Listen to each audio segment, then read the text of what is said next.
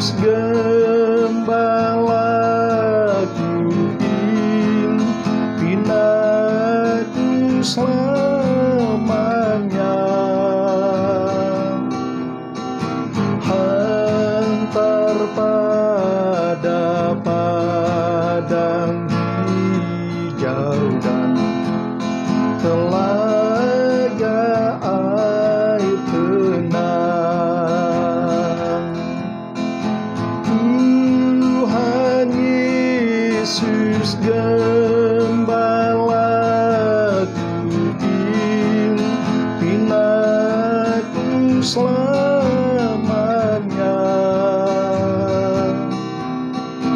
Hantar pada padang hijau dan telaga air tenang.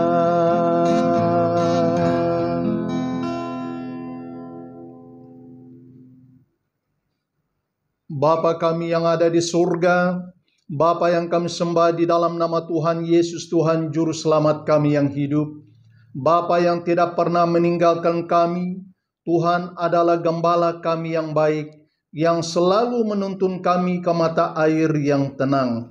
Kami mengucap syukur kepadamu, karena Engkau telah berkenan untuk datang ke dalam dunia menjadi manusia, agar kami manusia yang berdosa ini dapat diselamatkan. Tidak ada Tuhan yang seperti Engkau yang dapat menjelma menjadi manusia. Olehnya kami dapat diselamatkan. Hanya Engkau adalah Kristus dan Tuhan. Terpujilah namamu ya Tuhan. Terima kasih ya Bapa di surga. Di dalam nama Tuhan Yesus Anak Allah yang hidup, kami berdoa dan mengucap syukur atas segala kebaikan-Mu ya Tuhan. Amin. Salam, selamat pagi dan selamat bertemu kembali di dalam renungan firman Tuhan kepada semua jemaat Tuhan dimanapun kita berada pada pagi hari ini. Selamat menyongsong hari Natal dan Tahun Baru 2025. Doa kami kiranya berkat yang tak terhingga daripada Allah Bapa dan kasih yang kekal di dalam Tuhan Yesus Kristus, persekutuan yang indah di dalam Roh Kudus, menuntun kita semua sepanjang hari ini. Mari jemaat Tuhan kita membaca firman Tuhan di dalam Injil Matius pasal yang pertama ayat yang ke-18 sampai ayat yang ke-25. Demikianlah firman Tuhan. Kelahiran Yesus Kristus adalah seperti berikut. Pada waktu Maria ibunya bertunangan dengan Yusuf, ternyata ia mengandung dari Roh Kudus sebelum mereka hidup sebagai suami istri. Karena Yusuf suaminya seorang yang tulus hati dan tidak mau mencemarkan nama istrinya di muka umum, ia bermaksud menceraikannya dengan diam-diam. Tetapi ketika ia mempertimbangkan maksud itu, malaikat Tuhan nampak kepadanya dalam mimpi dan berkata, "Yusuf, anak Daud, janganlah engkau takut mengambil Maria sebagai istrimu, sebab anak yang di dalam kandungannya adalah dari Roh Kudus. Ia akan melahirkan anak laki-laki, dan engkau akan menamakan dia Yesus, karena dialah yang akan menyelamatkan umatnya dari dosa mereka. Hal itu terjadi supaya genaplah yang difirmankan Tuhan oleh Nabi. Sesungguhnya anak darah itu akan mengandung dan melahirkan seorang anak laki-laki, dan mereka akan menamakan dia Immanuel, yang berarti Allah menyertai kita." Sesudah bangun dari tidurnya, Yusuf berbuat seperti yang diperintahkan malaikat Tuhan itu kepadanya. Ia mengambil Maria sebagai istrinya, tetapi tidak bersetubuh dengan dia sampai ia melahirkan anaknya laki-laki, dan Yusuf menamakan dia Yesus. Jemaat yang dikasihi oleh Tuhan, dari kebenaran firman Tuhan yang telah kita baca pada pagi hari ini, saya mau membawa kita merenungkan sebuah tema yang berkata, Ia menyelamatkan umatnya dari dosa mereka. Jemaat yang dikasihi oleh Tuhan Yesus Kristus, saat ini kita siap sedia menyongsong kedatangan hari yang bersejarah dan hari yang berharga, dan hari yang sungguh berarti bagi kita umat manusia tanpa memilih suku, bangsa, dan bahasa, serta latar belakang kita. Jemaat yang dikasihi oleh Tuhan Yesus, jikalau Tuhan Yesus tidak menerima untuk dilahirkan secara manusia ke dalam dunia ini, apakah nasib hidup kita umat manusia yang berdosa di dunia ini? Sebab sangat jelas misinya datang ke dalam dunia ini adalah untuk menyelamatkan umatnya dari dosa. Ini bukan kehendak manusia, tetapi ini adalah kehendak Allah Bapa di surga. Malaikat Tuhan telah memberitahu kepada Yusuf dan Maria bahwa bayi yang ada di dalam kandungan Maria itu adalah dari Roh Kudus.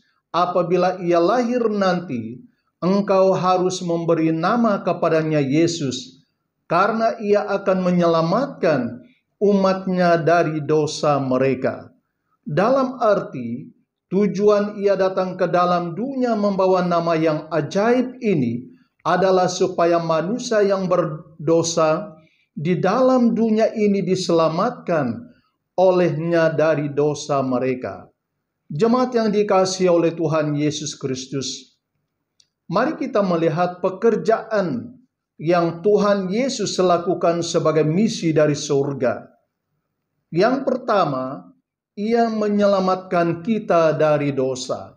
Jemaat yang dikasihi oleh Tuhan, dosa adalah yang telah merosakkan hubungan manusia dengan Tuhan. Dosa membuat Tuhan tidak mau mendengar seruan umat Tuhan yang berseru kepadanya. Dosa juga membawa umat manusia kepada hukuman maut atau hukuman kekal. Semua umat manusia telah berbuat dosa sejak dari Adam dan Hawa. Sampai pada saat ini, kecenderungan umat manusia adalah berbuat dosa. Kalau kita membaca di dalam Roma pasal yang ketiga, ayat yang ke-10 sampai ayat yang ke-12, firman Tuhan berkata, seperti ada tertulis, tidak ada yang benar seorang pun tidak. Tidak ada seorang pun yang berakal budi. Tidak ada seorang pun yang mencari Allah. Semua orang telah menyeleweng. Mereka semua tidak berguna. Tidak ada yang berbuat baik. Seorang pun tidak. Nah, kalau kita membaca di dalam Pengkhotbah, pasal yang ke-7 ayat yang ke-20, firman Tuhan berkata, sesungguhnya di bumi tidak ada orang yang saleh, yang berbuat baik, dan tidak ada yang tidak pernah berbuat dosa.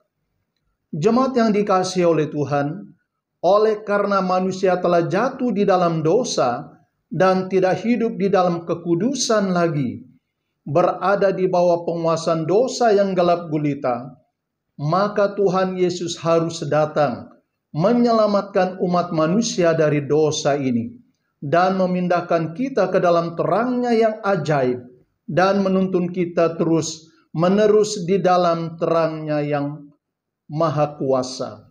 Jemaat yang dikasihi oleh Tuhan, apakah kita sudah diselamatkan olehnya atau kita pada saat ini seorang yang sungguh memerlukan keselamatan di dalam Tuhan Yesus Kristus di dalam kehidupan kita?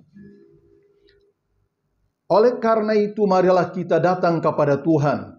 Sebab Allah Bapa yang ada di surga berkata, percayalah kepada Dia sebagai utusan dari surga, yaitu anak tunggalnya Yesus Kristus yang membawa keselamatan bagi kita.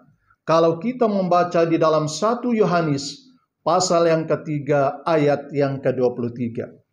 Lalu yang kedua, Tuhan Yesus bukan saja menyelamatkan kita dari dosa, tetapi malaikat itu berkata kepada Yusuf bahwa Dia menyertai kita. Jemaat yang dikasihi oleh Tuhan, di dalam Perjanjian Lama, kehadiran Tuhan bersama umatnya paling memiliki dampak yang baik ketika kemuliaannya mengisi tabernakel seperti di dalam kitab Keluaran pasal yang ke-25 ayat yang ke-8 dan juga pasal yang ke-40 ayat yang ke-34 sampai ayat yang ke-35. Dia juga menuntun mereka dengan tiang awan waktu siang dan tiang api pada waktu malam. Namun lebih ajaib lagi, di dalam kehidupan kita sebagai orang yang percaya kepada Tuhan, dengan kehadiran pribadinya sebagai Tuhan, yang telah menjelma menjadi manusia, menyertai kita dari kekal sampai kekal. Jemaat yang kami kasih dalam Tuhan, penyertaan Tuhan itu adalah sangat penting di dalam kehidupan kita sebagai umat manusia, baik secara jasmani, bahkan juga secara rohani. Karena dengan penyertaannya ini, kita dituntun untuk melihat perkara-perkara yang ajaib di luar pikiran kita. Mengapa? Agar kita tetap percaya bahwa Dia adalah Tuhan yang Maha Kuasa, yang telah datang ke dalam dunia untuk menyelamatkan dan menyertai kita dari kekal sampai kekal. Jemaat yang kami kasih dalam Tuhan, bukankah kita adalah manusia yang sangat memerlukan penyertaan Tuhan yang Maha Kuasa sebagai Tuhan di dalam kehidupan kita? Kita patut mengucap syukur kepada Tuhan, karena Ia lebih mengetahui segala keperluan kita, sehingga Ia mengutus anak tunggalnya datang ke dalam dunia sebagai Tuhan yang berkuasa menyelamatkan dan menyertai kita, agar kita diberkati dan dikuatkan. Terpujilah nama Tuhan yang Maha Kuasa. Selamat menyambut hari Natal dan Tahun Baru, tahun 2025 kepada semua umat Tuhan. Mari kita berdoa. Kami mengucap syukur kepadamu ya Tuhan, atas berkat firman-Mu yang hidup dan berkuasa ini. Firman-Mu sungguh menjadi pedoman bagi iman percaya kami, agar kami tidak jauh daripada-Mu ya Bapa. Terima kasih atas kedatangan anak tunggal-Mu untuk menyelamatkan kami serta menyertai kami. Sekalipun kami tidak layak menerimanya, oleh kasih dan anugerah-Mu yang sangat besar, Engkau berkenan melakukannya bagi kami. Kami berdoa untuk segala aktiviti yang kami lakukan, untuk menyongsong hari Natal dan Tahun Baru, agar Tuhan memberi kami cuaca yang baik, serta memberkati di dalam semua pergerakan umat-Mu, yang siap sedia kembali untuk bersama-sama seisi keluarga mereka, menyambut berkat keselamatan, serta berkat penyertaan-Mu di dalam keluarga mereka. Tuhan, tolong selamatkan mereka dari segala malapetaka dan berbahaya. Selamatkan mereka dari kuasa maut, pagarilah mereka dari segala serangan, kuasa sakit penyakit, berkatilah mereka di dalam segala keperluan, biarlah nama Tuhan tetap dipermuliakan. Berkati keluarga umat-Mu yang berada di dalam negara yang sedang berperang, Tuhan berilah mereka penghiburan, serta kekuatan di dalam kuasa Roh Kudus, apabila mereka menyambut berkat di dalam Natal dalam kehidupan mereka, baik secara pribadi, baik di dalam keluarga. Kami percaya Engkau menyatakan kuasa sebagai penyelamat yang ajaib di dalam kehidupan mereka dimanapun mereka berada pada hari ini. Terima kasih Bapa di surga, atas bimbingan dan tuntunan-Mu kepada kami.